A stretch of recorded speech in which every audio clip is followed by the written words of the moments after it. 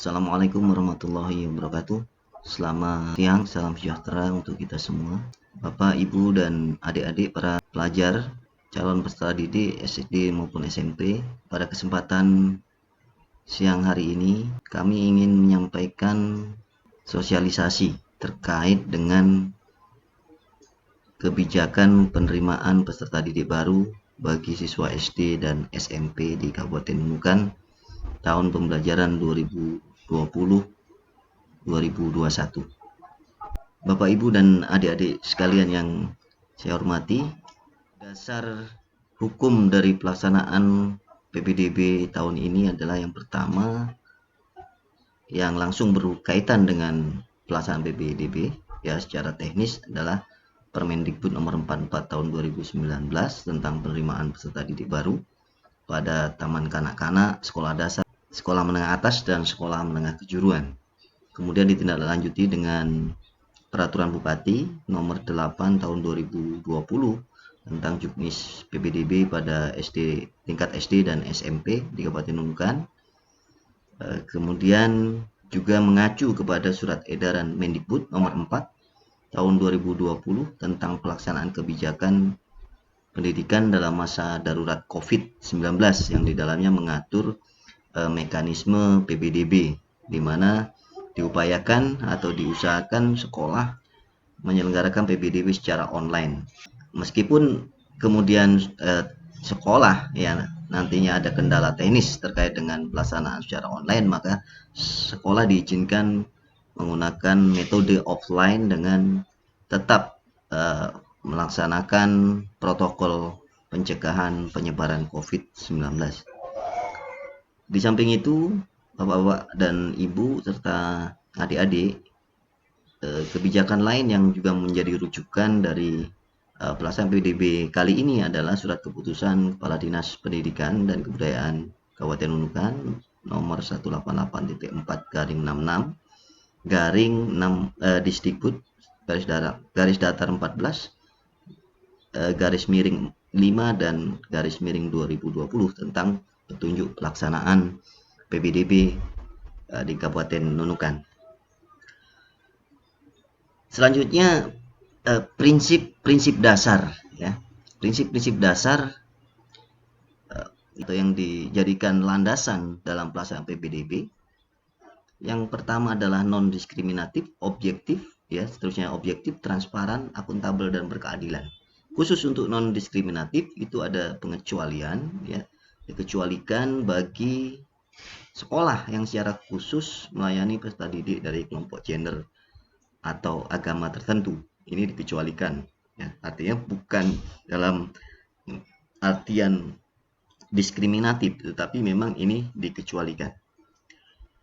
Baik, selanjutnya Bapak, Ibu, dan adik-adik calon peserta didik baik SD maupun SMP, hal yang perlu diketahui bagi kita sebagai orang tua, wali, dan calon peserta didik, persyaratan pertama untuk diterima baik di bangku SD maupun di bangku SMP. Yang pertama adalah persyaratan peserta didik, calon peserta didik baru kelas 1 SD, ya berarti kelas 1 SD itu berusia 7 tahun sampai 12 tahun. Atau paling rendah 6 tahun pada tanggal 1 Juli tahun berjalan. Kenapa ini dipisahkan? Ada dua klasifikasi atau dua kategori. Yang pertama 7 sampai 12 dinyatakan di sini, yang kedua atau yang B adalah minimal 6 tahun. Ini dimaksudkan Bapak, Ibu, dan adik-adik sekalian bahwa untuk kelas 1 SD nanti yang akan masuk kelas 1 SD diutamakan adalah umur 7 sampai 12 tahun. Jadi seleksi pertama itu akan dilakukan terhadap umur 7 sampai 12 tahun wajib diterima. Ya, diterima. Bagaimana kalau misalkan melebihi kuota? Maka kelebihan kuotanya akan disalurkan ke sekolah-sekolah lain yang kuotanya belum terpenuhi. Kemudian yang kedua, paling rendah 6 tahun ya, ini pada tanggal 1 Juli. Jadi ini adalah peringkat kedua atau ranking kedua. Apabila dalam sekolah tersebut umur 7 sampai 12 tahun, jumlah yang umur 7 sampai 12 tahun belum mencukupi kuota, maka diseleksi berikutnya berdasarkan umur ini ya, berdasarkan umur ya di bawah 7 tahun akan diseleksi nanti mengikuti jalur PBDB yang dipilih. Selanjutnya ini ada ketentuan bahwa bagi sekolah ya, sudah saya sebutkan tadi umur 7 sampai 12 tahun wajib diterima. Nah, berikutnya lagi itu ada pengecualian ya bagi calon peserta didik SD di bawah 6 tahun, artinya 5 tahun 6 bulan pada tanggal 1 Juli, bisa diterima dengan ketentuan bahwa anak tersebut memiliki kecerdasan, potensi kecerdasan dan atau bakat istimewa dan kesiapan psikis yang dibuktikan dengan rekomendasi tertulis dari psikolog. Jika psikolog tidak tersedia di wilayah tersebut, di wilayah kita, maka rekomendasi psikolog dapat diganti dengan atau rekomendasi dewan guru sekolah yang akan menerima. Nah, kalau kita merunut dari awal di sini umur 7 tahun sampai 12, kemudian umur 6 tahun, dan yang ketiga adalah umur minimal 5 tahun 6 bulan. Ini berarti ranking ketiga. Misalnya diseleksi dulu dari umur 7 sampai 12, kemudian yang 6 tahun diseleksi berdasarkan jalurnya, kemudian berikutnya adalah umur 5 tahun 6 bulan apabila kuotanya masih. Berikutnya untuk SMP. Untuk persyaratan masuk SMP, ketentuan umur minimal tidak ada, artinya 12 tahun, 13 tahun, misalkan bahkan 9 tahun, 10 tahun bisa masuk di SD, tetapi maksimalnya ditetapkan bahwa 15 tahun. Berikutnya adalah syarat yang kedua bagi calon peserta didik SMP itu memiliki ijazah SD atau sederajat atau dokumen yang lain yang menjelaskan telah menyelesaikan kelas 6 SD. Khusus untuk peserta didik dari luar negeri, karena kita di wilayah perbatasan, jadi ini juga perlu kami sampaikan bahwa untuk persyaratan calon peserta didik dari luar negeri, karena tidak menutup kemungkinan orang tuanya yang di luar negeri di Malaysia sana, kemudian anaknya pulang ke Indonesia, dalam artian yang paling dekat definisinya adalah bukan ingin bersekolah. Artinya ada ketentuan bahwa persyaratan calon peserta didik baru bagi warga negara Indonesia atau warga negara asing untuk kelas 1 atau kelas 7 SMP yang berasal dari sekolah di luar negeri, selain memenuhi ketentuan yang sudah kami jelaskan sebelumnya, wajib mendapatkan surat keterangan dari Direktorat Jenderal yang menangani bidang pendidikan dasar dan menengah. Kemudian mendapatkan surat keterangan dari Dinas Pendidikan dan Kebudayaan. Khusus untuk rekomendasi dari Direktorat Jenderal yang menangani pendidikan, ini bisa dikecualikan ya. Ini bentuknya adalah penyetaraan ijazah. Kalau untuk SMP, penyetaraan ijazah SD-nya itu mestinya memang harus sesuaikan, tetapi kita berikan toleransi atau dispensasi bahwa penyetaraan itu selambat-lambatnya 1 tahun menjelang kelulusan itu wajib. Nah, itu diatur di dalam peraturan Bupati Nunukan bahwa dikecualikan dari kewajiban untuk menyerahkan pada saat PBDB, akan tetapi 1 tahun menjelang kelulusan wajib diperoleh surat penetapan penyesuaian ijazah dari Direktorat Jenderal yang menangani bidang pendidikan. Berikutnya adalah untuk calon peserta didik penyandang disabilitas. Nah, ini dikecualikan baik dari syarat umur maupun syarat ijazah ya. Bapak, Ibu dan adik-adik ya, calon peserta didik yang perlu diketahui bersama ya, bagi Bapak Ibu yang punya putra dan putri mungkin mau masuk ke sekolah, ini yang perlu menjadi pemahaman bersama bahwa pada tahun 2020 ini atau tahun ajaran 2020-2021, jalur penerimaan peserta didik baru itu terdiri dari 4 jenis atau 4 jalur. Yang pertama adalah jalur zonasi. Apa itu jalur zonasi?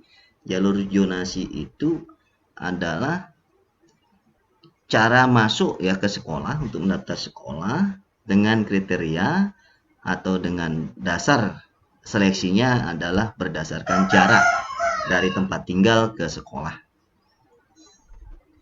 Ya. Jadi bagaimana mekanisme menentukannya?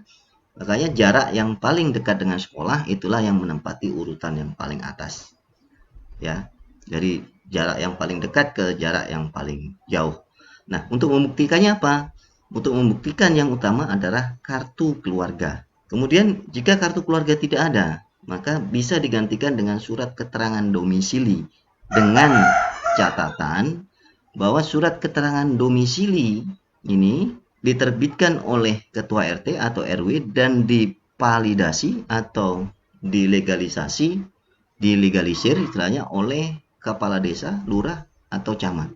Ketentuan lainnya tentang surat keterangan domisili bahwa surat keterangan domisili yang diberlakukan di sini adalah bagi ya calon peserta didik yang asalnya atau kartu keluarga asalnya itu berasal dari luar Kecamatan Nunukan dan luar Kecamatan Nunukan Selatan atau luar Pulau Nunukan. Sebagai contoh misalkan dari daerah Lumbis, ya kan, kebetulan si anak sudah pindah di Nunukan lebih dari 1 tahun, maka yang bersangkutan diizinkan berdasarkan ketentuan penerimaan calon peserta didik. Kemudian yang kedua adalah jalur afirmasi. Saya ulangi tadi, untuk yang pertama jalur zonasi itu komposisinya atau kuotanya adalah 50%. Kemudian yang kedua adalah jalur afirmasi. Apa itu jalur afirmasi? Jalur afirmasi adalah jalur penerimaan ya peserta didik yang dikhususkan bagi calon peserta didik yang kondisi sosial ekonomi keluarganya termasuk dalam kategori prasejahtera. Dibuktikan dengan kepesertaannya dalam jaminan sosial ya, atau memiliki kartu jaminan sosial, baik itu PKH ya, program keluarga harapan, kartu Indonesia Pintar KIP, kartu sehat, kemudian PIP ya, program Indonesia Pintar, atau kalau PIP mungkin tidak memiliki kartu tetapi yang bersangkutan terdaftar sebagai peserta PIP atau yang mendapatkan program Indonesia Pintar yang berbentuk SK dari kementerian, maka ini dikategorikan masuk jalur afirmasi. Nah, ini kuotanya di setiap satuan pendidikan itu mengalokasikan kuota 15%. Kemudian yang berikutnya adalah perpindahan orang tua. Ini untuk mengakomodir orang tua walinya yang pindah ya dari kota lain ke Nunukan. Betul.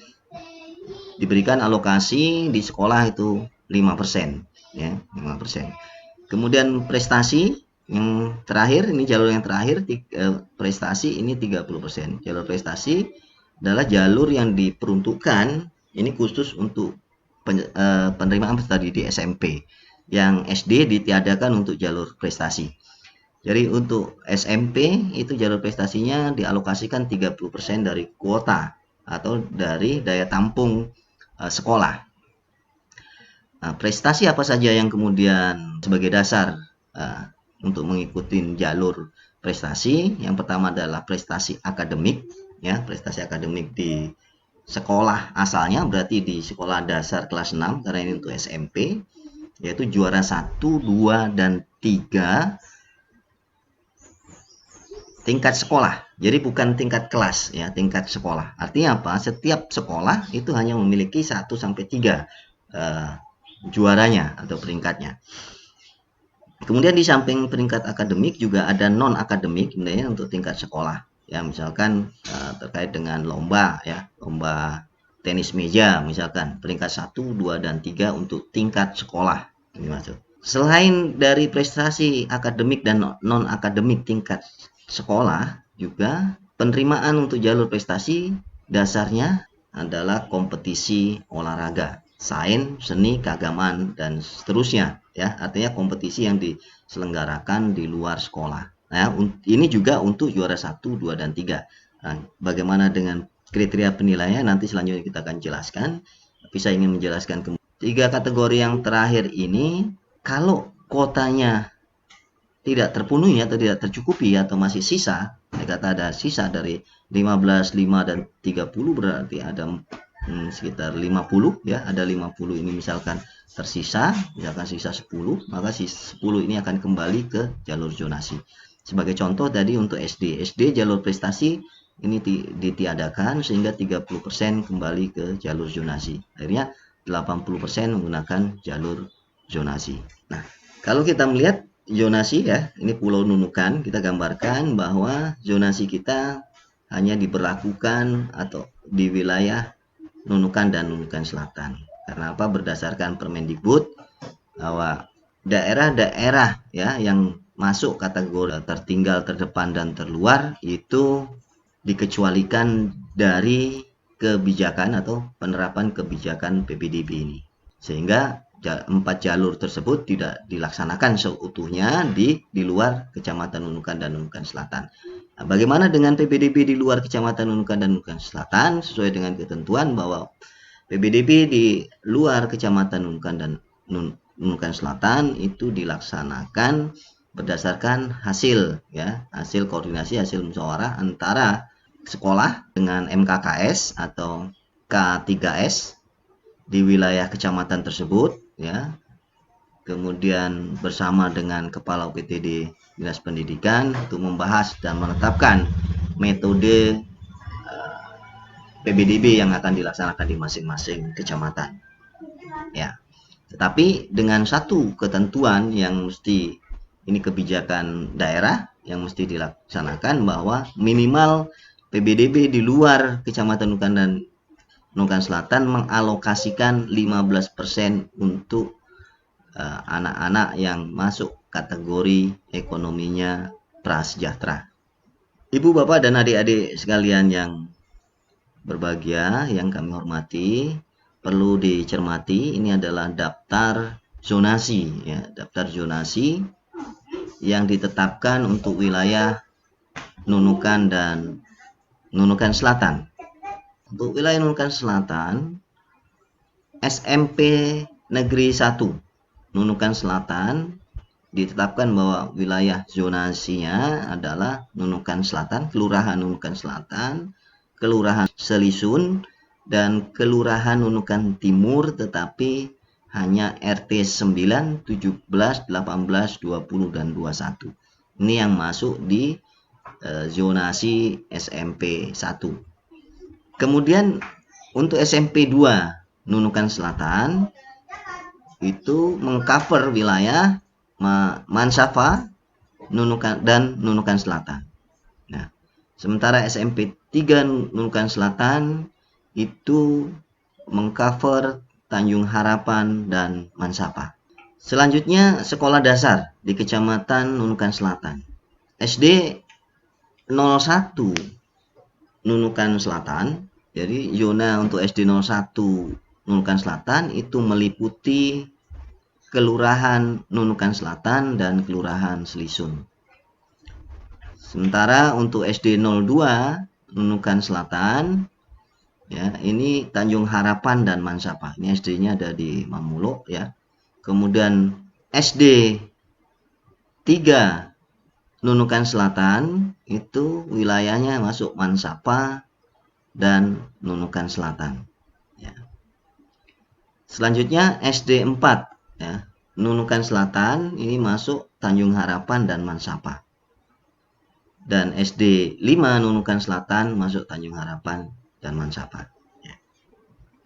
Jadi Bapak Ibu calon wali murid ya, wali siswa dan adik-adik calon peserta didik semuanya, ini yang perlu menjadi pencermatan kita bersama, karena di mana kita tinggal maka disitulah disesuaikan dengan zonasi kita. Kalau kita misalkan tinggal di Nunukan Selatan kelurahan, berarti zonasi kita untuk SMP itu kita bisa masuk SMP 1 Nusa dan SMP 2 Nusa. Ini sebagai contoh. Nah, kalau kita misalkan tinggal di wilayah Mansapa, maka sekolah yang bisa dituju ya silakan dipilih SMP 2 atau SMP 3. Dan seterusnya ya. Begitu juga dengan SD. Zona Nunukan. Ya, untuk Nunukan ini yang kita mulai dari SMP 1 Nunukan itu mengcover wilayah Nunukan Utara, Kelurahan Nunukan Utara, Nunukan Timur, Nunukan Tengah, dan Nunukan Barat. Kemudian untuk SMP 2 Nunukan itu mengcover Nunukan Timur, Nunukan Tengah, dan Nunukan Barat. Selanjutnya adalah SMP 3. Ini SMP 3 letaknya di Binusan sana. Jadi di Binusan itu mengcover wilayah Binusan ya. Jadi desa Binusan ditambah dengan Nunukan Barat di RT 20. Ini daerah rumah sakit ya, sekitar rumah sakit di situ. Ini RT 20. Jadi zonanya adalah masuk zona SMP 3. Selanjutnya kita lanjut ke SD ya. Untuk sekolah dasar di Nunukan ada 13 ya, yang sekolah dasar yang dikelola pemerintah atau dalam artian sekolah dasar negeri. Karena perlu Bapak, Ibu dan adik-adik sekalian ketahui bahwa kebijakan PBDB yang merujuk pada peraturan Mendikbud terutama adalah terkait dengan jurusan, bahwa tadi ada 4 jurusan itu diberlakukan bagi sekolah yang dikelola oleh pemerintah, baik pemerintah pusat maupun pemerintah daerah. Nah, karena SD dan SMP adalah kewenangan pemerintah daerah, maka sekolah yang dikelola oleh pemerintah daerah. Nah, untuk sekolah-sekolah yang dikelola oleh masyarakat, ya termasuk sekolah yang berasrama, pondok pesantren, ya termasuk tadi sekolah yang berada di wilayah 3T, sekolah yang berada di wilayah yang jumlah penduduknya, jumlah anak-anak usia sekolahnya tidak mencukupin kapasitas atau kuota yang diterima di sekolah, itu semua dikecualikan dari ketentuan penerapan jalur PPDB ya. Sehingga yang kita masukkan di dalam pelaksanaan PPDB ini yang merujuk pada ketentuan Permendikbud dan juga peraturan bupati serta petunjuk pelaksanaan dari Dinas Pendidikan, itu hanya sekolah-sekolah negeri. Oke, saya lanjutkan untuk SD 1 Nunukan. SD 1 Nunukan wilayahnya yang masuk dalam zona ya di SD 1 Nunukan adalah Nunukan Utara dan Nunukan Barat. Kemudian SD 2 itu Nunukan Timur dan Nunukan Tengah. Selanjutnya adalah SD 3. SD 3 itu Nunukan Tengah dan Nunukan Barat ya. SD 3 berarti ada di dekat kantor camat ya, di bawah kantor camat. Itu berarti Nunukan Tengah dan Nunukan Barat ya. Nah, SD 4 itu Nunukan Utara dan Nunukan Timur. Ini ada di Pangkalan ya, SD-nya. Selanjutnya adalah SD 5 Nunukan ya, SD 5 di Pasar Lama, ini SD 5 Nunukan Utara dan Nunukan Barat ya. Berikutnya adalah SDN 6 itu hanya mengcover wilayah Binusan saja ya. Kemudian SD 7 itu mengcover wilayah Nunukan Timur dan Nunukan Tengah serta sedikit ya mengambil wilayah Selisun di RT 1. Kemudian SD 8 Nunukan itu mengcover wilayah Sungai Bilal ya, Sungai Bilal. Nunukan Barat ini Sungai Bilal. Oke, kemudian SD 9 itu Sungai Fatimah dan Nunukan Barat di RT 20, RT atau wilayah yang berada di sekitar rumah sakit. Selanjutnya SD Negeri 10 Nunukan ya, itu mengcover wilayah Nunukan Tengah dan Nunukan Barat. Kemudian SD 11 Nunukan itu mengcover Nunukan Tengah dan Nunukan Barat. SD 12 mengcover Binusan khususnya di daerah Tanjung Cantik. Dan SD Negeri 13 ini juga mengcover wilayah Binusan di daerah Kilo sana. Inilah daftar zonasi untuk penerimaan peserta didik baru tingkat SD dan SMP tahun pembelajaran 2020 dan 2021 Kabupaten Nunukan.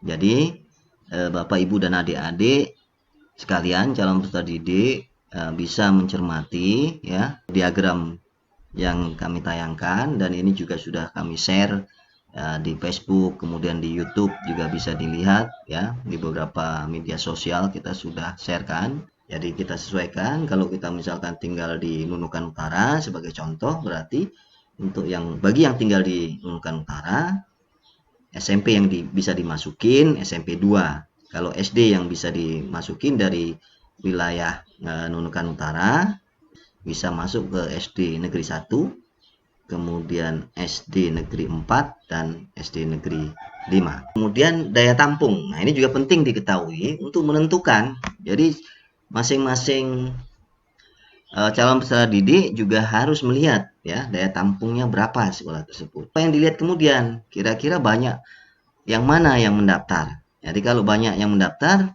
peluang untuk diterimanya semakin kecil. Nah, kita harus mencari sekolah yang mungkin calon pendaftarnya sedikit sehingga potensi diterimanya lebih besar. Nah, ini bagian dari strategi kita untuk mendaftar ya. Untuk jalur zonasi ya, jalur zonasi tadi kan peluangnya atau kuotanya adalah 50% ya. Baik, Bapak Ibu dan adik-adik sekalian, ini kami sebutkan ya daftar ya, tampung sekolah ya. Saya akan percepat saja. SD Negeri 1 langsung saya sebutkan saja ya jumlah yang akan diterima. Ini sebagai contoh saja dulu, nanti sisanya akan saya sebutkan berurut saja ya. SD Negeri 1 Nunukan itu yang akan diterima adalah 112. Karena tadi jalur zonasinya 50%, maka siswa yang akan diterima 56 untuk jalur zonasi. Kemudian afirmasi adalah 15%, tadi berarti 16. Perpindahan orang tua 5%, berarti 6 orang yang akan diterima. Prestasi 30%, berarti 34 yang akan diterima. Kemudian SD 2 ini sama 112, berarti rinciannya sama. SD 03 112 lagi, SD 4 112, SD 05 112, SD 6 Nunukan. Nah, ini yang kecil hanya 28. Nah, yang 28 ini berarti satu rombel. Ya, perlu Bapak Ibu dan adik-adik ketahui bahwa untuk tingkat sekolah dasar batasan satu rombel itu maksimal 28 orang. Kemudian SD 7 112 orang. Ya, kemudian SD 8 itu satu rombel 28, SD 9 28, jadi satu rombel. SD 10 juga satu rombel. Rombel itu ada rombongan belajar ya, berarti satu kelas belajar ya. Bapak Ibu, satu kelas belajar 28. Kemudian SD 10 28, SD 11 juga 28, SD 12 28, SD 13 28. Berikutnya adalah SD di Nunukan Selatan. Nah, ini SD 1 Nunukan Selatan itu akan menerima 3 rombel, berarti 84. SD 2 Nunukan Selatan akan menerima 50. Kemudian SD 3 Nunukan Selatan ini di KPN ya, daerah perumahan pegawai, ada 84, 3 rombel. Kemudian SDN 4 Nusa ini ada di Lancang ya, Lancang itu 56. Kemudian SD 5 ini ada di Jalan Panamas, ini juga 56 atau di belakang kantor bupati posisinya. Jadi total semua yang akan diterima untuk SD adalah 1176. Berikutnya adalah daya tampung SMP Negeri Nunukan dan SMP Negeri Nunukan Selatan. Ini daya tampung ya, daya tampung untuk SMP. Nah, ini Bapak Ibu dan adik-adik calon peserta didik yang harus juga dicermati bagi yang mau masuk ke jenjang SMP ya. SMP 1 Nunukan, kita mulai nomor 1, itu akan menerima 7 rombel ya, 7 rombel. Jumlah siswanya dari 7 rombel itu perkiraan adalah 224 ya. Karena satu rombel itu maksimal 32 untuk SMP ya, satu rombel 32. Jadi 224. Kemudian SMP 2 Nunukan akan diterima adalah 9 rombel dengan jumlah siswa 288. Berikutnya adalah SMP 3 ya. SMP 3 Nunukan itu akan menerima 4 rombel dengan total siswa 128. Kemudian selanjutnya adalah SMP Negeri 1 Nunukan Selatan akan diterima 7 rombel 224. Nah, ini khusus Nunukan Selatan, yaitu Selisun dan Kelurahan Nunukan Selatan, tetapi juga zonanya masuk di Nunukan Timur, hanya beberapa RT, 5 RT atau 6 RT yang sudah kami sebutkan sebelumnya. Kemudian SMP Negeri 2 Nunukan Selatan akan menerima 3 rombel dengan jumlah 96 siswa. Kemudian SMP 3 Nusa di Lancang ya, ini di Lancang, ini 64 jumlah siswanya, dengan rincian sama zonasinya bahwa Untuk wilayah zonasi adalah 50%, afirmasi 15%, perpindahan 5% dan 30%. Berikutnya, Bapak Ibu dan adik-adik calon peserta didik, ya, yang perlu diketahui lagi ya, perlu diketahui bersama ya, untuk kita bersama, baik bagi kita orang tua maupun wali dan juga adik-adik calon peserta didik, itu adalah syarat umum ya. Syarat umum itu atau sama setara dengan syarat jalur zonasi. Jadi kalau adik-adik sudah melengkapi syarat umum ini, berarti syarat untuk mengikuti jalur zonasi sudah terpenuhi. Pertama, ya kalau ini untuk SMP berarti lulus SD atau madrasah ibtidaiyah atau sederajat. Kemudian kedua, kalau dia SMP, dia harus memiliki ijazah atau surat keterangan lulus, ya, surat keterangan lulus SD maupun madrasah ibtidaiyah sederajat, ya. Jadi untuk tahun ini yang lulus di tahun 2020 itu sesuai dengan Persekjen Kementerian Pendidikan dan Kebudayaan nomor 5 tahun 2020. Itu disebutkan bahwa pada saat kelulusan anak-anak diberikan surat keterangan lulus, namanya SKL ya, surat keterangan lulus yang di dalamnya mencantumkan nilai rata-rata lulusan ya. Surat keterangan lulus inilah yang nantinya dijadikan pengganti ijazah untuk sementara untuk mendaftarkan ke jenjang SMP dari tingkat SD. Syarat berikutnya adalah memenuhi syarat usia. Nah, kami sudah sebutkan di awal bahwa syarat usia antara 7-12 atau 6 tahun sampai bulan Juli atau 5 tahun 6 bulan ya. Untuk SMP adalah maksimal 15 tahun. Nah, syarat berikutnya lagi adalah memiliki akte kelahiran. Nah, atau surat keterangan laporan kelahiran dari desa atau kelurahan. Selanjutnya yang harus juga dipenuhi atau dimiliki adalah kartu keluarga atau surat keterangan domisili. Nah, untuk surat keterangan domisili khusus bahwa itu yang diterima adalah memang domisili yang sebelumnya dari peserta didik itu dari luar Pulau Nunukan atau dari luar Kecamatan Nunukan dan Nunukan Selatan. Kalau ada nanti perpindahan antara kelurahan, misalkan kelurahan Nunukan Timur karena ingin masuk diterima di SMP 1 Nunukan, berarti yang letaknya di Nunukan Barat, dia pindah di pinggir pagarnya sana, misalkan pindah di daerah SMP situ, itu akan dideteksi, akan diketahui oleh panitia bahwa itu nanti akan tidak dimasukkan di dalam jalur zonasi ya. Jadi akan digugurkan. Seperti itu posisinya. Yang diterima di sini adalah memang ini calon peserta didik yang sebelumnya berasal dari luar Pulau Nunukan karena sesuatu dan lain hal belum dipindahkan kakaknya, karena untuk memindahkan kakak ini perlu pertimbangan. Ya misalkan orang tuanya pegawai dan seterusnya, ya kaitannya dengan data di bank dan seterusnya, makanya tidak bisa dipindahkan anak tersebut. Misalkan harus kakak sendiri atau mengikut orang lain. Nah, otomatis kakaknya masih berada atau ikut bergabung sama orang tuanya yang ada di Lumbis atau di daerah mana gitu. Contoh mungkin di Sembakung dan seterusnya. Nah, yang kita akomodir adalah calon peserta didik yang kondisinya seperti itu. Kemudian memiliki kartu keluarga atau suket sudah memenuhi syarat khusus dan nah ini syarat ke-6 ini adalah syarat lanjutan kalau kita ingin mendaftar di jalur yang lain ya, 3 jalur yang lain ya.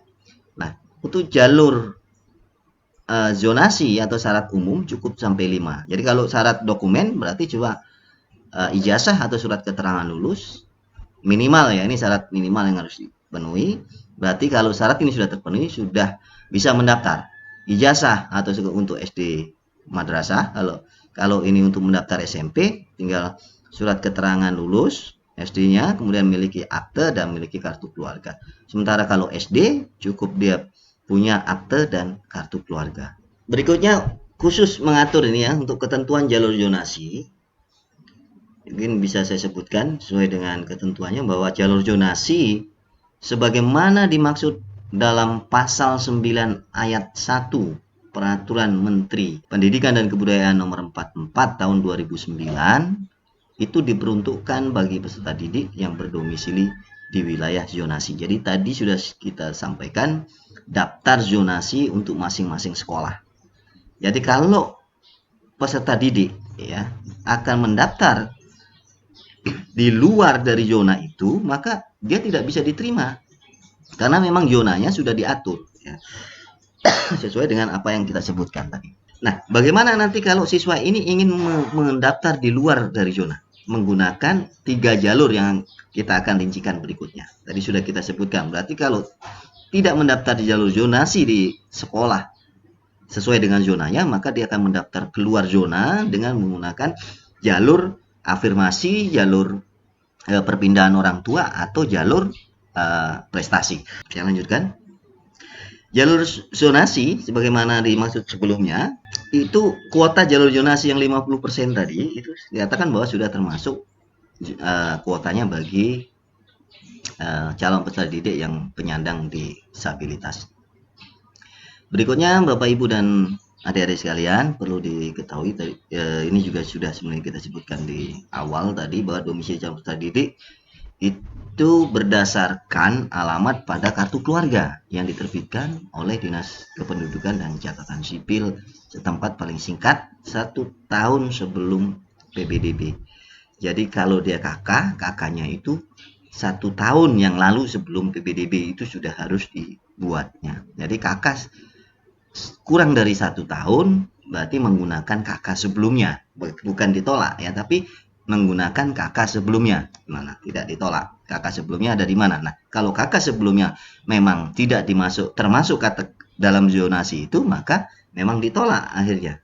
Diarahkan ke zonanya. Ya, seperti itu. Ini yang harus menjadi perhatian adik-adik, jangan sampai nanti terlanjur sudah menggunakan kakak yang baru mendaftar ke sekolah sesuai dengan zonasi kakak yang baru. Sampai di sekolah menunggu hasil evaluasinya, sekolah yang lain kan bersamaan pendaftarannya sudah tutup. Ini yang khawatir, makanya kenapa sosialisasi ini penting kita sampaikan agar tidak keliru, baik dari sekolah yang sebagai pelaksana PPDB maupun kita orang tua, wali, dan anak-anak atau adik-adik sekalian yang mau mendaftar itu bisa memahami, mengerti bahwa ini loh langkah-langkah yang harus dilakukan, ini loh syarat-syarat yang harus dipenuhi, dan seterusnya. Ini yang tujuan dari sebenarnya pelaksanaan sosialisasi seperti apa yang kita sampaikan ini. Nah, yang menjadi ketentuan tadi, yang pokok yang perlu menjadi perhatian adalah 1 tahun ya diterbitkan ya, sebelum PPDB. Jadi diterbitkan 1 tahun sebelum PPDB. Ini bisa ya dikecualikan kalau tidak memiliki kartu keluarga, atau tadi kartu keluarganya itu seperti yang saya contohkan tadi, bahwa keluarga induknya aslinya itu ada di luar Pulau Nunukan. Nah, itu bisa menggunakan surat keterangan domisili. Dengan ketentuan bahwa surat keterangan domisili itu di dalamnya mencantumkan bahwa calon peserta didik itu telah tinggal di Nunukan. Ya, kalau zonasinya Nunukan berarti tinggal di Kecamatan Nunukan, di desa atau kelurahan mana selama minimal lebih dari 1 tahun. Itu ketentuan pokoknya. Jadi surat keterangan domisili dapat diterima nanti sekolah dari syarat formil ya. Syarat formilnya adalah mencantumkan di dalamnya tanggal kapan yang bersangkutan atau calon peserta didik itu tinggal, sehingga bisa dihitung sudah berapa lama dia tinggal di wilayah dimaksud. Nah, ketentuan bisa diterimanya itu kalau yang bersangkutan sudah tinggal lebih dari 1 tahun, atau dibuktikan bahwa yang bersangkutan memang untuk yang termasuk SMP itu memang sudah sekolah di kelas 6 SD di wilayah domisili tersebut. Ini untuk apa? Ini untuk mencegah terjadinya kecurangan. Artinya kecurangan apa? Yang bersangkutan mungkin baru pindah ya, dari luar wilayah Kecamatan Nunukan dan Nunukan Selatan ya. Artinya benar yang bersangkutan ini berasal dari luar Pulau Nunukan, baru pindah 1-2 bulan, kemudian dengan berbagai cara kemudian dia mendapatkan surat keterangan domisili yang di dalamnya sudah mencantumkan lebih dari 1 tahun. Nah, ini untuk mengantisipasi hal tersebut, salah satunya ada lapis kedua untuk lakukan seleksi, memverifikasi benar-benar anak ini tinggal di Nunukan sudah lebih dari 1 tahun tidak. Caranya itu dengan pendekatan bahwa yang bersangkutan atau anak itu memang telah sekolah di wilayah zonasi tersebut. Bagaimana dengan anak SD? Kalau yang anak SD, nah ini sepenuhnya ya kita kembalikan kepada RT, RW, kelurahan dan camat. Artinya seperti itu. Mereka yang punya kewenangan untuk memutuskan atau mengeluarkan kebijakan atau membuat surat keterangan domisili.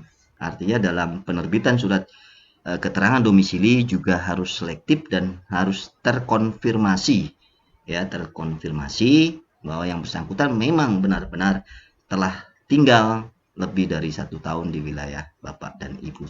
Selanjutnya, nah ini juga kasus yang lain yang bisa terjadi, kita sudah juga antisipasi Bapak Ibu. Jika ya kartu keluarga peserta didik mengalami pembaharuan, ini memang kasus ini sering terjadi. Jadi mungkin beberapa bulan yang lalu karena ada tambahan anggota keluarga, baik mungkin punya adik dan seterusnya, atau mungkin ada keluarga yang menumpang dan seterusnya, sehingga kakaknya diperbarui.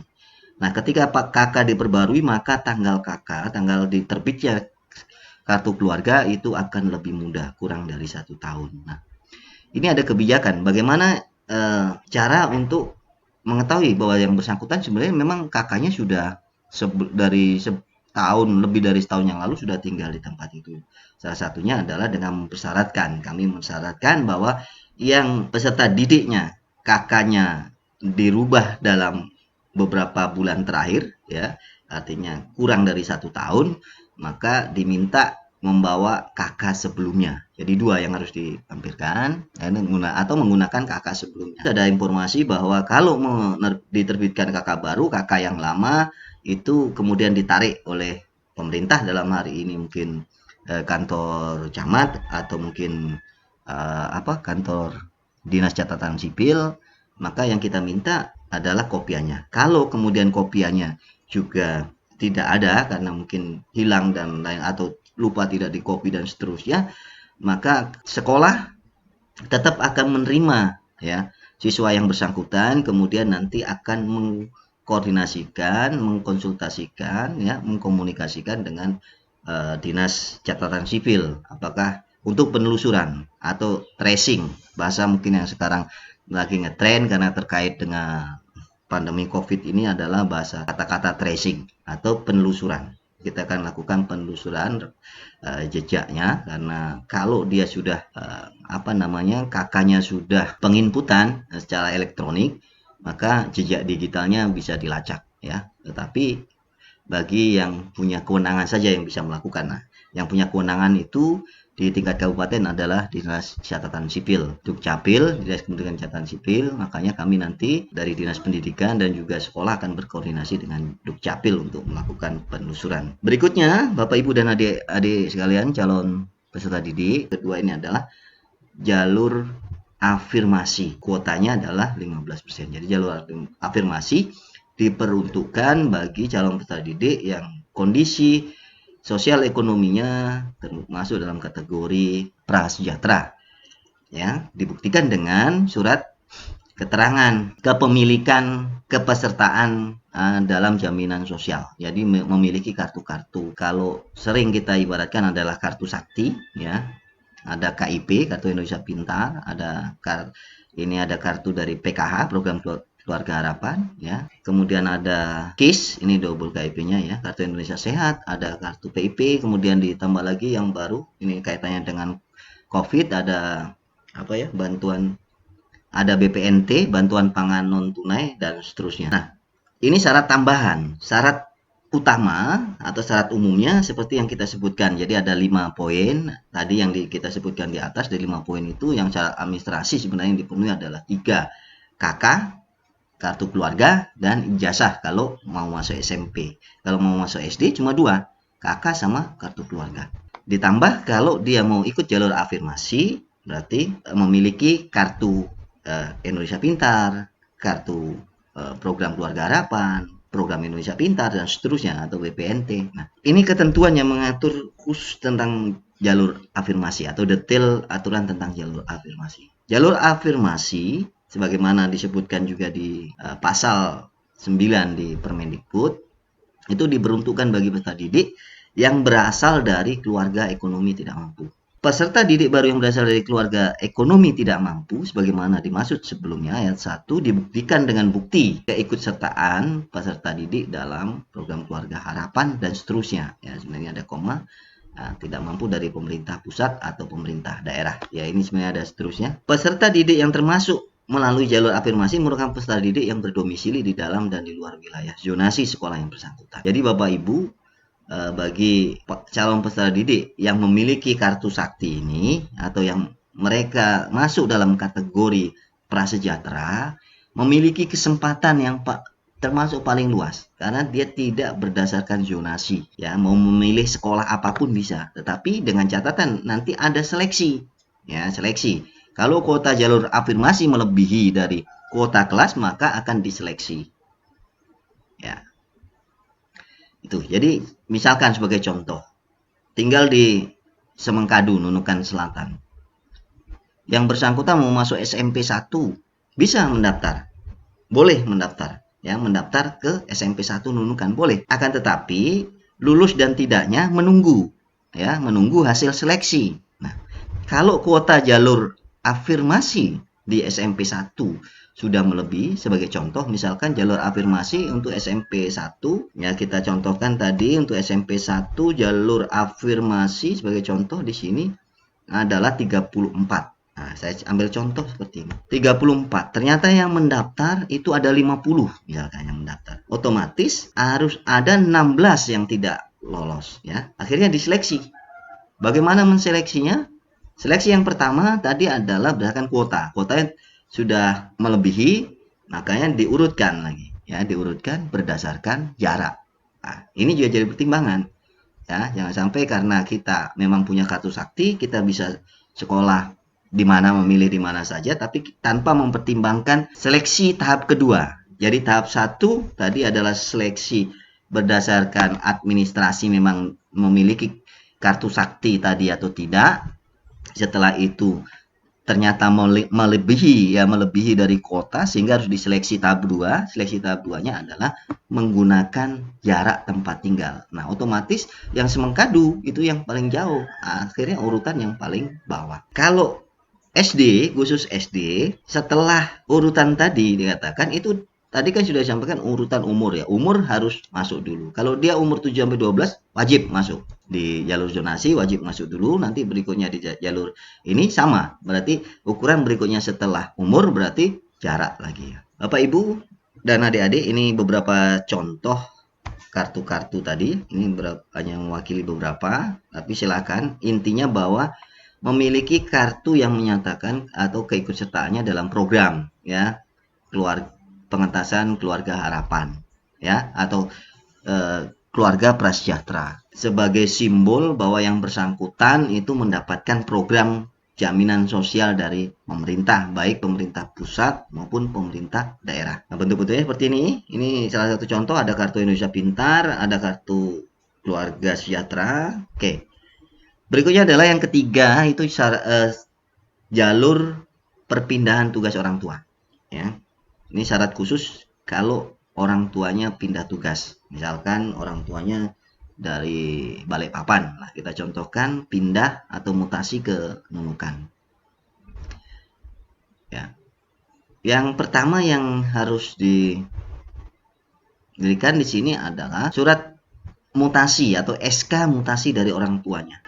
Yang kedua ini KK akte, ini adalah syarat umum yang kita sebutkan tadi, ya. 3 hal ini 2, 3, 4 syarat umum. Jadi syarat ini yang utama yang dimiliki, berarti tinggal menambah satu, yang poin 1, yaitu memiliki kopi SK mutasi orang tua wali. Nah, khusus jalur perpindahan orang tua ini Bapak Ibu dan adik-adik, kami akan berikan gambaran sedikit bahwa selain memang betul-betul untuk atau diperuntukkan bagi peserta didik yang orang tuanya pindah, ya, pindah tugas, pindah pekerjaan, merantau dan lain sebagainya, dan anak-anaknya atau seluruh keluarganya ikut, itu kuota untuk jalur ini juga diperuntukkan Jadi yang 5% tadi itu juga diperuntukkan bagi anak guru, ya, anak seorang guru. Nah, anak seorang guru yang bagaimana? Anak seorang guru yang mengajar di sekolah tersebut, bukan anak seorang guru yang mengajar di sekolah yang lain. Ruhnya, sebenarnya esensi dari aturan itu adalah guru tersebut setiap harinya mengajar, harus datang ke sekolah. Di lain pihak, mereka memiliki anak yang harus diantar ke sekolahnya. Nah, kalau harus mengantarkan anaknya ke sekolah yang lain, baru kemudian bekerja di sekolah yang berbeda, maka ini membutuhkan waktu. Ya, lebih banyak waktu yang tersita untuk di luar, lebih banyak resiko yang dihadapin oleh Bapak Ibu guru kita untuk itu. Oleh karenanya, pemerintah dalam ini memahami kondisi tersebut, makanya memberikan peluang. Jadi, anak seorang guru yang mengajar di sekolah tertentu itu mendapatkan kuota 5% ya untuk anak-anak guru, termasuk di dalamnya tadi perpindahan. Jadi 5% ini diperuntukkan bagi peserta didik yang orang tuanya pindah dan bagi guru yang memiliki anak di situ. Kalau melebihi dari 5% bagaimana? Ya di ranking. Seleksinya berdasarkan jarak ya, berdasarkan jarak.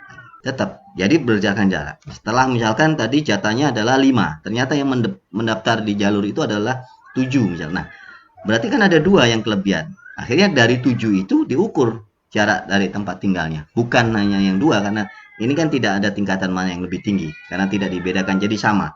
Akhirnya 7 ini kita ukur dari jarak tempat tinggal lagi. Oke, kemudian yang terakhir, jalur yang keempat, yaitu jalur prestasi. Syarat khususnya adalah surat keterangan di atas materai dari kepala sekolah. Berarti kalau SMP ya, jalur khusus hanya diperuntukkan bagi SMP. Berarti surat keterangan di atas materai dari kepala sekolah SD yang menyatakan juara 1, 2, dan 3, baik akademik maupun non-akademik. Itu kalau dari jalur prestasi di sekolah, tingkat sekolah. Nah, kalau jalur prestasi di tingkat di kompetisi baik tingkat kabupaten, provinsi, nasional bahkan internasional, itu berarti piagam sertifikat, misalkan ya, piagam atau sertifikat yang menyatakan bahwa yang bersangkutan itu juara 1, 2, 3 perorangan atau beregu, ranking 1, 2, 3 ya. Yang membuktikan itu baik tingkat kabupaten, provinsi, nasional, dan nah masing-masing tingkatan itu mempunyai skor yang berbeda-beda. Jadi khusus di syarat di jalur prestasi ini kita menggunakan seleksinya menggunakan scoring. Kita skor ya. Jadi antara tingkat kabupaten otomatis akan berbeda. Juara 1 tingkat kabupaten nilainya akan berbeda dengan juara 1 tingkat internasional. Seperti itu. Nanti kita akan tayangkan bagaimana mekanisme atau kategori scoring ya, yang akan dilaksanakan oleh teman-teman di sekolah ya, atau panitia di tingkat sekolah. Ini adalah scoring yang saya maksudkan tadi, bahwa scoring untuk prestasi akademik dan non-akademik baik di tingkat satuan pendidikan maupun di tingkat kompetisi di luar satuan pendidikan. Kita ambil contoh di akademik misalkan ya, di akademik, dari si akademik di satuan pendidikan juara 1 itu mendapatkan skor 70, juara 2 65, juara 3 60. Kemudian tingkat kecamatan 75, 70, 65 dan seterusnya. Nah, ini kan berbeda. Juara 1 untuk akademik tingkat satuan pendidikan dengan juara 1 tingkat internasional sudah berbeda, 70 dan 95. Jadi kalau kita mau perbandingkan sebenarnya di sini berdasarkan scoring adalah juara 3 ya, juara 3 tingkat internasional itu setara dengan juara 1 tingkat provinsi di sini sebenarnya. Dalam scoringnya kurang lebih begitu ya. Yang jelas di sini dibedakan, artinya antara tingkat nasional dengan tingkat di bawahnya berarti semakin menurun. Begitu juga dengan non akademik 70, ini 75, 70, 65. Sebagai contoh internasional, ini maksimal sudah juara 1 100, juara 2 95 dan juara 3 90. Ini scoring yang akan diterapkan dalam penentuan urutan untuk daftar prestasi akademik. Jadi kalau nanti melebihi, otomatis kalau dia melebihi kuota baru akan diterapkan. Karena kalau tidak melebihi kuota berarti akan diterima semua sepanjang dokumen yang menyatakan yang bersangkutan itu juara itu memang terkonfirmasi asli atau benar, atau tidak ada unsur penipuan atau tidak ada unsur pemalsuan. Berikutnya adalah bagaimana sekarang? Bagaimana cara mendaftarnya? Ya. Nah, pendaftaran ini Bapak Ibu, pendaftaran atau PPDB tahun 2020 itu dilakukan secara daring dan secara offline. Berdasarkan surat edaran Mendikbud nomor 4 tahun 2020 bahwa dalam pelaksanaan PPDB diupayakan sebisa mungkin menggunakan metode daring dengan tujuan adalah mencegah terjadinya kerumunan massa, kerumunan anak-anak, kerumunan orang tua, sehingga mengurangi resiko penularan COVID-19 itu dalam kondisi sarana prasarana yang memadai. Tetapi bagi sekolah yang saprasnya belum memadai, jaringan internetnya juga belum memadai, mungkin ada tetapi sinyalnya juga hidup mati hidup, ya, dan seterusnya, mungkin juga kondisi listrik dan lain sebagainya, dimungkinkan atau dibolehkan menggunakan jaringan offline. Jadi kalau bisa kita rumuskan Bapak Ibu, dalam pelaksanaan PPDB sebenarnya ada 3, ya, bukan hanya 2 tapi 3. Ini yang maksudnya untuk online itu dibagi 2 lagi. Jadi online itu yang ada yang maksimum online ada yang minimum. Untuk maksimumnya adalah menggunakan aplikasi berbasis web. Yang murni semuanya adalah berbasis web. Web ini sekolah mungkin punya website, ya, kemudian sekolah memasukkan mulai dari informasi, pembukaan PPDB, terus pendaftaran, seleksi, pengumuman, dan seterusnya, itu semuanya diumumkan di web. Itu yang pertama, ya, online atau full online berbasis web. Kemudian yang kedua semi online lah kita katakan. Dia online tetapi yang paling minimum, yaitu menggunakan aplikasi atau menggunakan platform, ya, WA sama email mungkin, ya gitu. Platformnya WA sama email. Nah, itu yang paling minimal. Itu yang kedua, ya, platformnya WA sama. WA-nya itu adalah untuk komunikasi 2 arah. Artinya mungkin telepon orang tua atau peserta didik dengan sekolah, apa saja misalkan pesan dan seterusnya. Email itu adalah platform untuk mengirimkan, ya, mengirimkan berkas dokumen yang sudah di-scan, ya, seperti itu. Itu yang kategori yang kedua. Yang ketiga itu baru pure offline, ya, karena jaringan dan seterusnya tidak. Yang perlu disiapkan oleh sekolah yang akan dilakukan bukan berarti juga offline toh, datang ke sekolah, tidak. Sekolah juga akan menyediakan minimal kontaknya, telepon, WA itu disediakan, ya. Tetapi untuk mengirimkan dokumen dan seterusnya dalam bentuk fisik nanti dikirimkan ke sekolah. Nah, ini yang untuk offline, ya. Jadi tetap meskipun itu offline, itu sekolah nanti akan menerapkan protokol, ya, protokol pencegahan COVID. Apa yang harus dilakukan sekolah nanti diantaranya, ya, sekolah wajib salah satunya menyediakan tempat cuci tangan, hand sanitizer kalau misalkan ada. Tapi kalau misalkan tidak ada, ya cukup tempat cuci tangan disertai dengan sabun antiseptik, misalkan seperti itu. Kemudian bagi calon peserta didik atau orang tua yang akan datang ke sekolah juga diwajibkan membawa masker, jika perlu sarung tangan. Nah, ini protokol COVID yang harus diterapkan. Kemudian berikutnya yang diterapkan adalah menjaga jarak. Nah, ini kita kembalikan ke sekolah bagaimana mengaturnya, apakah dijadwalkan, tuh hari ini jam ini misalkan RT berapa yang akan mendaftar. Kemudian nanti hari berikutnya mana lagi dan seterusnya, bisa dilakukan seperti itu. Atau bisa juga bersamaan tetapi diatur jaraknya. Ditanda sudah tempat berdirinya, tempat antrinya, dan seterusnya. Ini yang diupayakan. Ini tata cara pendaftarannya. Ya, tata cara pendaftaran tadi sudah disebutkan daring dan luring, atau dalam jaringan dan luar jaringan, atau daring sama offline, ya, online sama offline, ya. Yang berikutnya adalah bagaimana pendaftaran melalui daring atau luring ditetapkan oleh masing-masing. Bagaimana metodenya itu ditetapkan oleh sekolah masing-masing. Nanti sekolah tetap berkoordinasi dengan Dinas Pendidikan atau dengan UPTD Pendidikan, ya, tetap berkoordinasi, tetapi pelaksanaan PPDB sepenuhnya menjadi kewenangan dan tanggung jawab sekolah, ya, tanggung jawab sekolah. Dinas Pendidikan selaku pembina dan pemerintah daerah, ya, pendidikan dan dalam hal ini pemerintah daerah diwakili oleh Dinas Pendidikan melakukan koordinasi, supervisi, ya, monitoring, pembinaan, itu bagian dari kewenangan kami.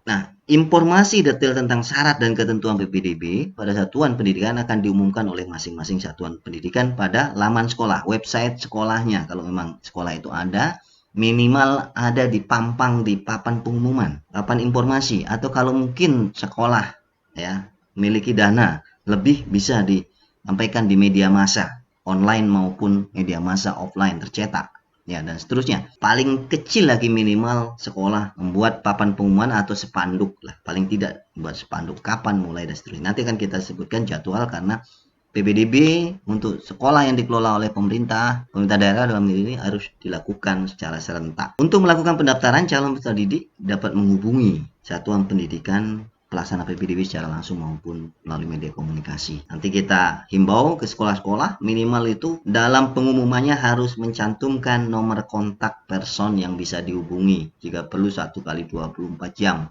untuk paling tidak mendapatkan informasi masyarakat, untuk mendapatkan informasi bagaimana dia harus mendapatkan akses ya dalam melaksanakan PPDB ini ya dalam metode pendaftaran PPDB-nya mau seperti apa. Nah, itu mestinya sekolah paling tidak itu harus mencantumkan nomor kontak yang bisa dihubungi ya dihubungi. Nah, perlu Bapak Ibu dan adik-adik sekalian ketahui di beberapa sekolah saat ini sudah memasang spanduk untuk penerimaan.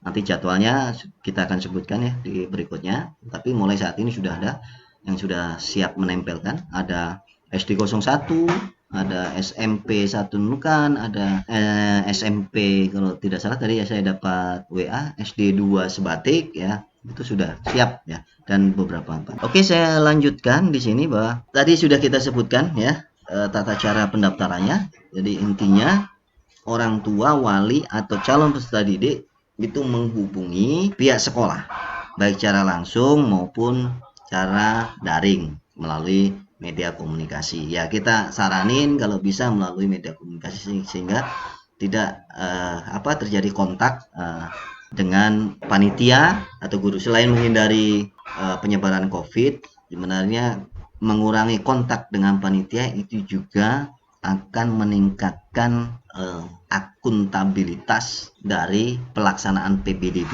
Maksud Ibu, Bapak, adik-adik sekalian yang kami hormati, jadi setelah nanti adik-adik melakukan pendaftaran, proses berikutnya adalah panitia itu akan melakukan proses seleksi. Jadi ini adalah kewenangan sepenuhnya panitia. Nah, tadi kita sudah singgung di awal bahwa untuk jalur zonasi pemeringkatan itu berdasarkan jarak. Jarak yang paling dekat itulah yang urutan pertama, urutan awal.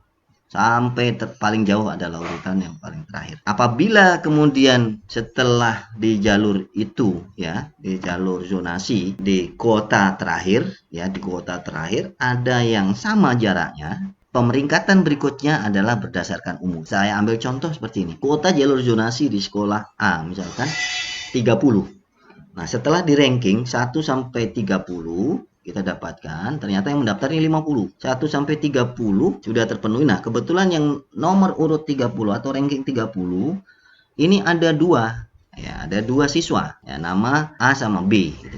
Sama titik koordinatnya, rumahnya, jaraknya ke sekolah sama-sama misalkan setengah kilo gitu ya. Nah, berarti ini kan sama, mana yang akan diterima? A atau B. Nah, untuk menentukan A atau B ini yang di peringkat ke-30, ini dilakukan pemeringkatan atau seleksi berdasarkan umur. Mana yang lebih tua umurnya, itu yang akan diluluskan. Kemudian berikutnya adalah jalur prestasi akademik di sekolah. Untuk pemeringkatan atau seleksi jalur prestasi akademik maupun kompetisi masing-masing ya, itu kalau misalkan di jalur akademik itu berdasarkan bobot prestasi. Di jalur kompetisi tadi ya prestasi akademik sama dengan jalur kompetisi adalah bobot juga prestasinya. Ya. Jadi kalau kemudian jalur jalur prestasi ini ternyata ada yang juga sama peringkatnya, kita katakan tadi, ada yang sama peringkatnya, misalkan kuota jalur prestasi itu ada 10. Nah, kebetulan yang nomor 10 itu ada 3 orang, misalkan ada 3 orang mendapatkan poin, misalkan yang jalur 30 ini mendapatkan poin 60 misalkan. Poinnya 60 sama-sama 60. Apa yang harus dilakukan oleh panitia untuk menyeleksi dari 3 jalur? Ya, ini dikatakan. Apa yang dilakukan? melakukan perankingan berdasarkan nilai rata-rata ijazah ya, dari sekolah sebelumnya. Kemudian apabila masih tetap didapatkan skor yang sama, maka adalah jarak dari tempat tinggal. Ya, prestasi adalah jarak. Jadi bukan umur, ya. Karena prestasi adalah reward ya yang diberikan pemerintah. Jadi pemerintah memberikan kesempatan pada yang punya prestasi, berarti reward. Ya, reward untuk dia sekolah atau masuk di atau diterima di sekolah A misalkan, sekolah tertentu. Akan tetapi karena kuotanya terbatas sehingga harus diseleksi. Nah, seleksi berikutnya berdasarkan urutan nilai. Setelah itu kalau ada sama, diseleksi berdasarkan jarak tempat tinggal. Kemudian yang ketiga, ini adalah jalur perpindahan orang tua. Nah, jalur perpindahan orang tua tadi sudah kita sebutkan syaratnya adalah hanya dokumen perpindahan, ya. Dokumen perpindahan. Kemudian kalau anaknya guru itu masuk di sini, tadi sudah kita sebutkan anaknya guru juga masuk di sini. Kalau misalkan ini melebihi dari kuotanya misalkan 5, ternyata yang mendaftar 7. Nah, 2 bagaimana harus diseleksi berdasarkan juga jarak, ya, jarak tempat tinggal. Setelah jarak kemudian baru dilakukan umur, ya, umurnya berapa, ya, jarak dan umur.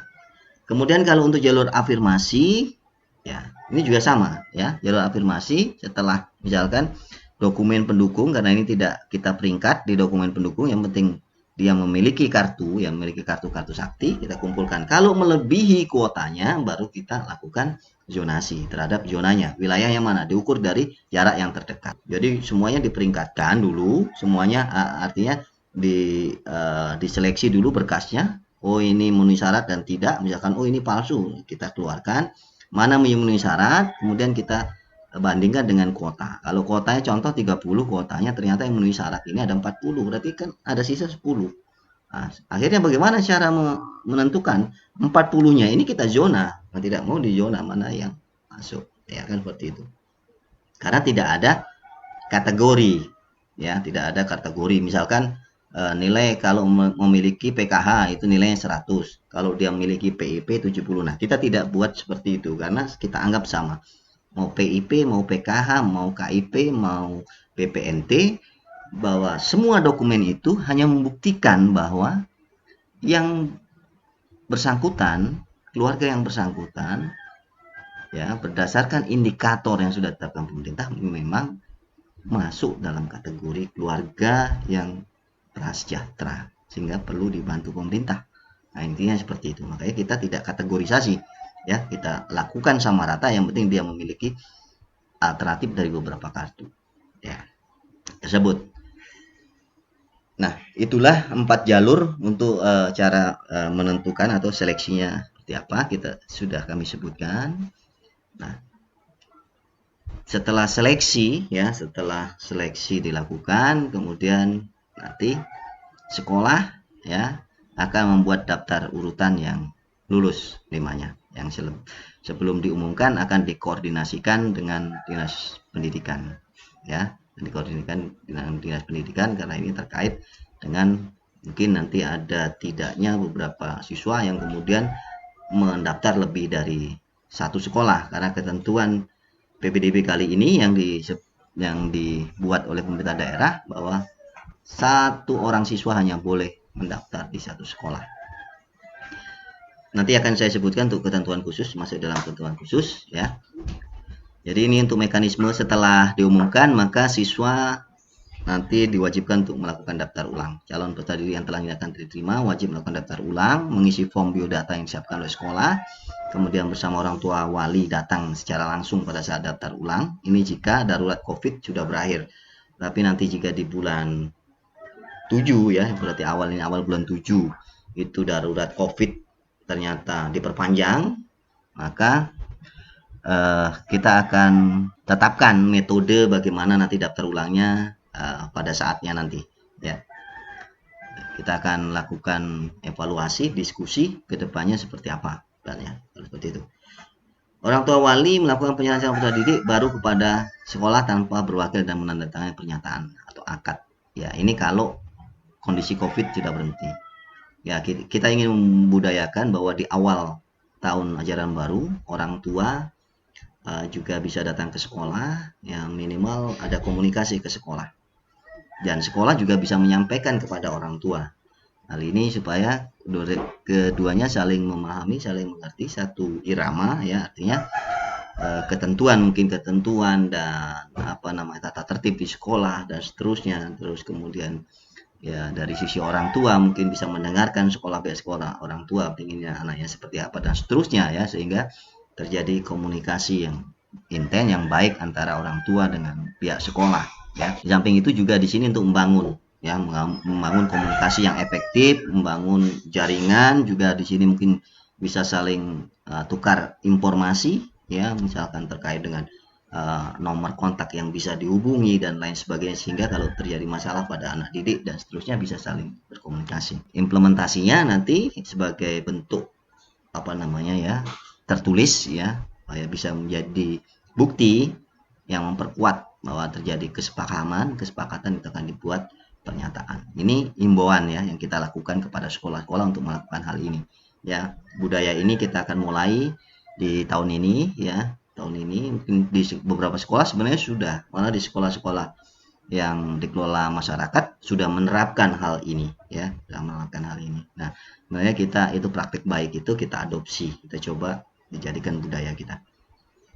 Oke, ini yang penting ya diketahui bagi orang tua wali, peserta didik, calon peserta didik, ya, itu pengumuman terkait jadwal, atau jadwal PPDB yang akan dilaksanakan. Nah, ini penting, ya, Bapak Ibu catat, adik-adik catat, ingat, ya, jangan sampai melewati dari batas tanggal ini, karena kalau sudah kelewat batas tanggal tidak ada kesempatan adik-adik, berarti harus mengikuti PPDB di tahun berikutnya lagi, ya. Atau kalau misalkan terpaksa, ya, mau tidak mau ke sekolah lain yang masih membuka, otomatis itu adalah sekolah di luar sekolah yang dikelola oleh pemerintah atau sekolah negeri, berarti sekolah-sekolah swasta yang dikelola sekolah swasta.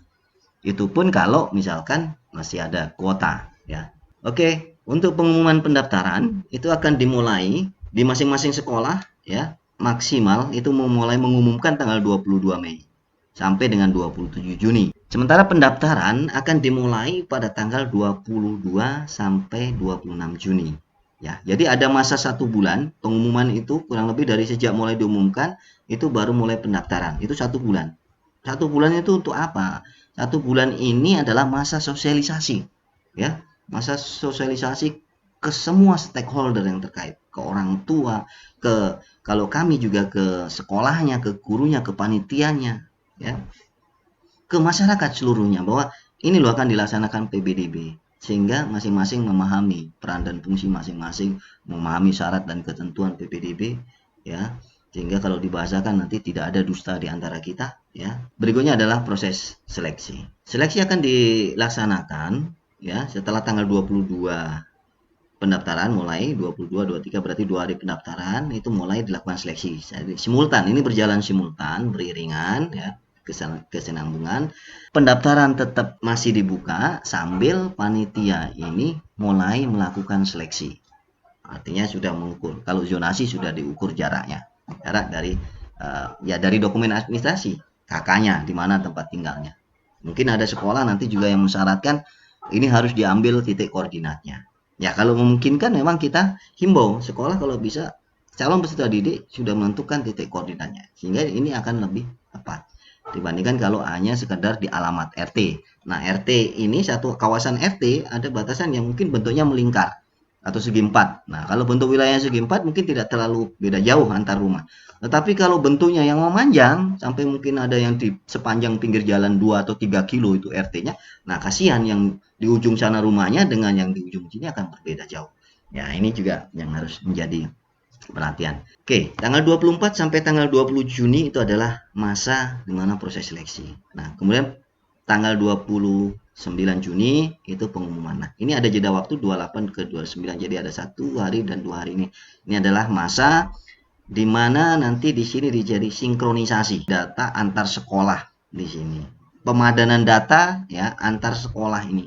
Nah, sampai ada sekolah si A mendaftar di sekolah SMP 1. Si A ini juga ternyata mendaftar di SMP 2. Nah, yang terjadi seperti ini. Keputusan tentang juklak petunjuk pelaksanaan sudah mengatur bahwa calon siswa hanya boleh mendaftar. Tetapi karena ketakutan kadang-kadang orang tua atau siswa sehingga takut tidak lulus di satu sekolah, kemudian mendaftar di beberapa sekolah. Karena apa? Mekanisme untuk di awal kami bisa membatasin ini sangat terbatas sekali. Jalan satu-satunya yang kita lakukan untuk saat ini adalah nanti sebelum diumumkan kelulusan, maka ini akan dipadankan datanya. Kalau didapatkan orang siswa yang mendaftarkan lebih dari satu sekolah, maka penentuannya akan dilakukan berdasarkan musyawarah. Apakah yang bersangkutan akan digugurkan ataukah disuruh memilih antara satu, ya milih yang satu atau yang kedua. Nah, berikutnya lagi tahap yang selanjutnya yang terakhir dari proses PPDB adalah verifikasi dan daftar ulang. Jadi tanggal 30 sampai 2 Juli adalah masa daftar ulang kemudian verifikasi. Perlu kami informasikan bagi Bapak dan Ibu calon peserta didik bahwa pada saat verifikasi dan daftar ulang ini kita minta yang bersangkutan orang tua dan peserta didik yang bersangkutan membawa dokumen aslinya untuk dicocokkan dengan syarat yang sudah disampaikan ke panitia. Bila terjadi perbedaan di sini dan disinyalir dicurigai bahwa apa yang dikirimkan itu tidak sesuai dengan faktanya, maka sanksinya yang diterapkan oleh pihak sekolah adalah menggugurkan calon siswa sebagaimana dimaksud. Oke. Nah, ini juga jadi perhatian serius terutama bagi sekolah ya, dan untuk diketahui juga bagi orang tua dan para peserta didik bahwa biaya PPDB semua digratiskan, tidak ada pembiayaan. Jadi kalau ada pembayaran di situ, makanya itu adalah sebuah pelanggaran. Akan tetapi di beberapa sekolah memang memiliki koperasi yang menjual perlengkapan untuk pelaksanaan PPDB, misalkan map, materi dan lain sebagainya. Nah, sepanjang tidak ada pemaksaan, makanya itu bukan bagian dari pemaksaan, pemerasan. Calon peserta didik di mana saja mau membeli alat atau bahan yang digunakan dipersilakan. Intinya dalam pelaksanaan itu tidak ada pungutan. Nah, ini ketentuan yang saya sebutkan di awal, ketentuan lain-lain, dan nanti ada ketentuan khusus bahwa ketentuan jalur pelaksanaan PPDB hanya berlaku untuk wilayah Kecamatan Nunukan dan Nunukan Selatan. Nah, saya sudah disebutkan di awal bahwa di luar wilayah Nunukan masuk kategori daerah 3T, tertinggal, terpencil, dan terluar.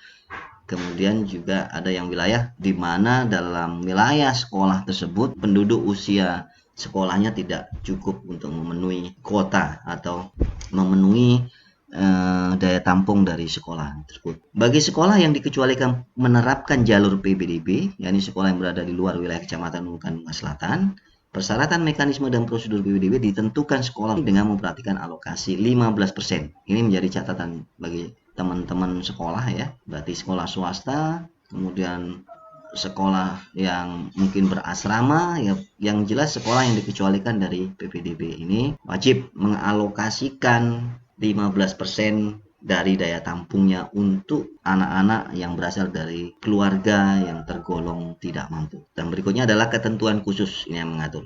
Calon peserta didik hanya dapat memilih satu. Bila kedapatan nanti ada siswa yang memilih, akan dikoordinasikan, akan dirapatkan oleh panitia ya, paling tidak oleh MKKS nanti, karena ini melibatkan beberapa sekolah. Jadi MKKS atau kalau di tingkat sekolah dasar nanti K3S menentukan apakah anak tersebut akan digugurkan atau akan diterima di salah satu sekolah. Kemudian yang berikutnya, ketentuan khusus berikutnya adalah seleksi peserta didik baru kelas 1 SD tidak boleh dilakukan berdasarkan tes membaca, menulis, dan berhitung. Kemudian tidak boleh mensyaratkan calon peserta didik juga harus PAUD dan TK. Apabila ditemukan hal ini Bapak Ibu dan Adik, silakan dilaporkan kepada Dinas Pendidikan. Demikian, mudah-mudahan ini bermanfaat ya untuk kita semua, untuk Bapak Ibu, orang tua calon peserta didik, dan juga bagi calon peserta didik sekalian. Kami intinya berharap ya semoga PPDB kali ini bisa berjalan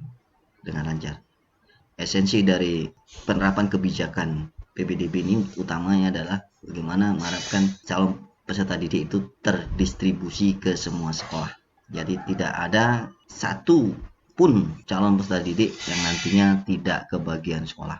Ya, tetapi kami juga pada kesempatan ini menyampaikan kepada orang tua bahwa pemerintah juga punya keterbatasan dalam sisi penyediaan infrastruktur atau sarana prasarana termasuk ruang kelas, sehingga dalam hal ini tetap pemerintah bekerja sama dengan pihak swasta atau yang dikelola swasta. Oleh karenanya orang tua juga harus menyadari apabila di sekolah yang dikelola pemerintah atau sekolah negeri nanti penuh, ya suka dan tidak suka memang harus ke sekolah swasta. Dan berdasarkan data kami untuk Pulau Nunukan, memang untuk sekolah negeri belum bisa mencukupin dari semua calon peserta didik yang nanti yang masuk, sehingga beberapa siswa di antaranya memang harus sekolah, dan ini konsekuensi yang harus kita terima sama-sama. Sehingga mari sama-sama kita mengawasi jalannya proses penerimaan peserta didik baru agar fair, ya, agar objektif, ya, tidak terjadi penyimpangan. Terima kasih, demikian semoga bermanfaat. Akhiri bila taufiq hidayah. Wassalamualaikum warahmatullahi wabarakatuh. Selamat berjumpa kembali di kesempatan yang akan datang.